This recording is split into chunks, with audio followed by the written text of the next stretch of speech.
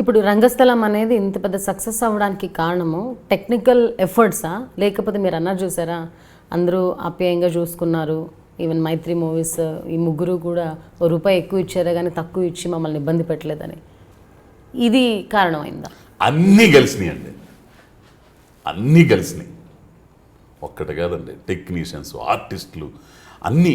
అదా రంగస్థలం అయిపోయిందంటేనే మాకు అది ఒక రకంగా ఇది ఉంటుంది. ఇప్పుడు సెట్లో కొంతమంది ఇంటర్వ్యూలు తీస్తున్నారు, అక్కడికి వెళ్తే చూస్తే ఇక్కడ ఉండేవాళ్ళు కదా మనవాళ్ళు, వీళ్ళందరూ ఏంది ఇట్ట పోసిపోయింది, పూర్వజన్మలో కలుసుకున్నట్టు పోసిపోయింది ఏంటి. ప్రెసిడెంట్ గారి దగ్గర పోతే ఇక్కడ ప్రెసిడెంట్ గారు కూర్చునే వాళ్ళు అందరూ ఉండేవాళ్ళు, ఈ ఏరి జనాలు ఒక రకమైన గ్రామా దగ్గర రంగలే మా మునీశ్వరు, కాదంబరి కిరణ్ అన్న, వీళ్ళందరూ సినిబాబు, చిట్టిబాబు, వీళ్ళందరూ వీళ్ళంతా అని ఒక రకమైన ఫీల్ కలిగింది. అది ఈవెన్ సమంత కూడా మ్యారేజ్ అయిన తర్వాత నాగార్జున గారి ఇంటికి కోడలు అయిన తర్వాత మంచి అప్లాజ్ వచ్చిన సినిమా ఇది. పెద్దింటి కోడలుగా తను ప్రవర్తించే తీరు ఎలా ఉంది? అబ్బే ఏం లేవండి పాపం, అసలు మనం అనుకోవటమే కానీ అసలు ఆ ఈగోలు కానీ ఆ ఇది కానీ మంచి మనుషులండి, మంచి మనుషులు వీళ్ళంతా. ఆ ఇదే లేదు. మా నమస్కారం అంటే నమస్కారం అండి పలకరీయటం కానీ ఆ ఇది బాగుంటుంది. అసలు సుకుమార్ గారు చాలా మొహమాటంగా ఉంటారు ప్రెస్ మీట్లలో కానీ లేకపోతే ఆడియో ఫంక్షన్స్లో కానీ, అస్సలు మాట్లాడేదో 2 మొక్కులు అంటారు అంతే కానీ. బట్ వర్కింగ్ అట్మాస్ఫియర్లో ఎట్లా ఉంటారు? స్క్రిప్ట్ తయారై ఉంటుంది, డైలాగులు అన్నీ ఉంటుంది, కానీ కూడా అక్కడ పక్కన పెట్టేసి ఆ ఆర్టిస్టుని పిలిపించి ఇట్లా ఇది అనుకుంటున్నాం, ఇట్లా రావాలా, ఇట్లా ఇది ఏమైతే బాగుంటుంది చెప్పండి, డైలాగ్ చెప్పండి, మీరు చెప్పండి. ఎవరు చెప్పినా తీసుకుంటాడండి.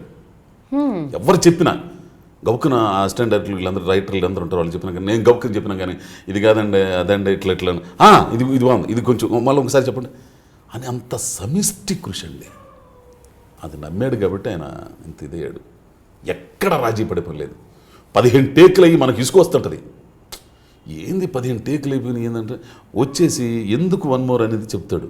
కొంచెం అక్కడ కొంచెం ఇట్లా తిరిగి అట్లా చూసి ఆ డైలాగ్ చెప్తాడు, కరెక్టే కదా మనకు అనిపించింది, ఇది చేయాలనిపించింది. అంత దీంతో చేయించుతాడు ఆయన. అసలు అట్లా చేయించాడు కాబట్టి రామచరణ్లోంచి ఒక మహానటుడు బయటకు వచ్చాడు. అసలు బట్ సుకుమార్ గారితో మీరు మామూలుగా మాట్లాడినప్పుడు కానీ ఈ సినిమా సక్సెస్ అయిన తర్వాత ఆబ్వియస్గా ఫోన్లోనో తరచుగా మాట్లాడుతూ ఉంటారు కదా, ఆయన ఎటువంటి హ్యాపీనెస్ని షేర్ చేసుకున్నారు? మొన్న ఆఫీస్కి వెళ్ళానంటే మైత్రి ఆఫీస్కి వెళ్ళాను, అందరిని పలకరించినారు, అందరినీ. లోన్ ఉన్నాడు, నేను ఇంకా లోన పోయే లోపల బయటకు వచ్చేసాడు. ఆ కాసేపు అట్టానే ఉండిపోయి వచ్చేసి గట్టిగా వాటేసుకున్నాడు.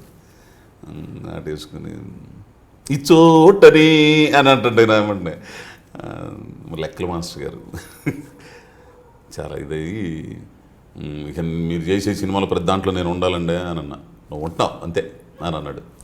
అట్లా ఆప్యాయత వేరండి, ఇది చెప్పలేము ఆ మాటలు. ఆ డైరెక్షన్ స్టాఫ్ కానీ వీళ్ళందరూ కానీ, మేనేజర్లు కానీ, మేనేజర్లు అద్భుతమైన మేనేజర్లు అండి.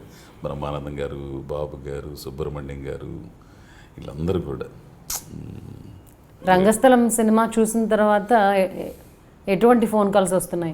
అందరూ అద్భుతం బ్రహ్మాండం చేసావు అని చెప్పేస్తున్నారు. అసలు the best compliment. Best compliment అంటే ఏం చెప్పాలా? పూరి గారు ఇచ్చారని చెప్పారు. పూరి గారు కాకుండా పూరి గారు ఏమని ఫోన్ చేయలేదు, పూరి గారు ఏం పెట్టలేదు. అది పూరి గారిది కాదు, ఇంకెవరున్నారు, ఎవరెవరు చెప్పారు అవన్నీ నేను అసలు పట్టించుకోవట్లేదు. మంచిగా అందరు బాగా చాలా బాగుంది. సాధారణంగా మన పర్ఫార్మెన్స్ బాగా వచ్చి సక్సెస్ అయినప్పుడు పెద్దవాళ్ళు ఫోన్ చేస్తున్నప్పుడు లేకపోతే ఫేస్బుక్లో మెసేజ్ పెడుతున్నప్పుడు హ్యాపీగా ఫీల్ అవుతాం కదా, అలా మీరు మర్చిపోలేని ఒక కాంప్లిమెంట్. అవన్నీ పట్టించుకోవట్లేదు. చాలామంది పెట్టారు. సరే అన్న థ్యాంక్స్ అన్న అంతే. పాటల గురించి చెప్పాలంటే ఇక నేను మాట్లాడుతాను. చంద్రబోస్ గారు మట్టి పరిమళాలు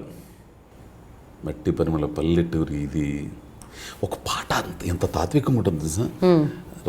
రంగస్థలాన రంగు పూసుకోకుండా యాసం వేసుకోకుండా ఆట బొమ్మల వంట తోలు బొమ్మల వంట ఎంత తాత్వికంగా ఉంటుందంటే ఆ పాటకి డిఎస్పి గారి మ్యూజిక్, దేవిప్రసాద్ గారి మ్యూజిక్, దానికి పిల్లోడు డ్యాన్స్ చేయటం, పాటలు అన్నీ అద్భుతం. ఆ పాట అయితే ఈ చేతితోనే బొవ్వ పెట్టానే ఆది గారు ఆ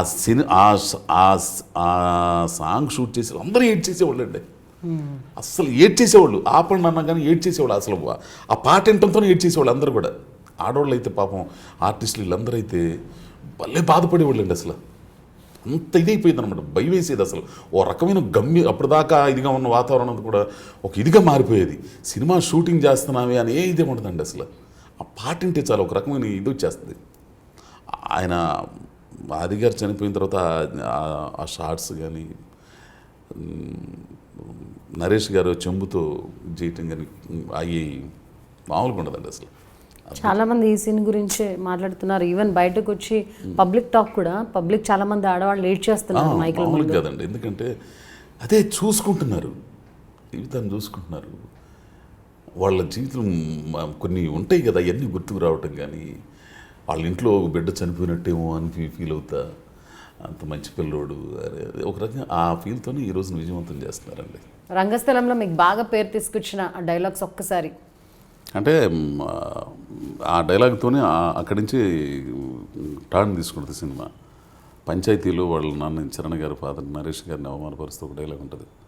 కష్టపడి సంపాదించిందండి మా అమ్మ 2 ఎకరాలు, ఎట్లా అమ్ముకోమంటారంటే వచ్చేసి, అయ్యి బాబు కష్టపడి సంపాదించిందా, మరేదేంటి ఊళ్ళో వాళ్ళందరూ కూడా ప్రెసిడెంట్ గారు బాబు గారు మీ అమ్మకి రాసి ఇచ్చేసాడని చెబుతారు. ఐ డ్రీమ్ కార్యక్రమంలో, సరదాగా విత్ శ్వేతారెడ్డి కార్యక్రమంలో నన్ను చూడండి. రైట్, రంగస్థలం మీద ఒక్కసారైనా ఏదో ఒక క్యారెక్టర్ నటించాలని హైదరాబాద్లో ఉన్న సినిమా ఆఫీసులన్నీ తిరిగి చివరికి రంగస్థలం అనే ఒక గొప్ప సినిమాలో నటించినందుకు చాలా ఆనందంగా ఉంది. సుకుమార్ గారు డైరెక్టర్ ప్రతి ఒక్క క్యారెక్టర్ని ఆయన చెక్కారు, ఆయన ప్రాణం పెట్టి తీశారు. సినిమాలు సాధారణంగా మెదడుతో తీస్తారేమో, కానీ ఆయన మనసుతో తీశారు అని చెప్తున్నారు. అయితే ఆయన కెరియర్లో ఎన్ని క్యారెక్టర్స్ చేసినా కూడా రంగస్థలంలో చేసిన క్యారెక్టర్ ఎప్పటికీ నిలిచిపోతుంది అని చెప్తున్నారు. రంగస్థలం ఖచ్చితంగా చూడండి. రంగస్థలం చూసిన వెంటనే కంపల్సరీ మీ ఊళ్ళను గుర్తు చేసుకుంటారు, మీ మనసులు కదులుతాయి, ఒక్కసారైనా రైలు ఎక్కి ఊరిని పలకరించి వస్తారు అని చెప్తున్నారు అజయ్ ఘోష్ గారు. దిస్ ఎపిసోడ్ ఆఫ్ సరదాగా with Swetha Reddy. Thanks for watching me.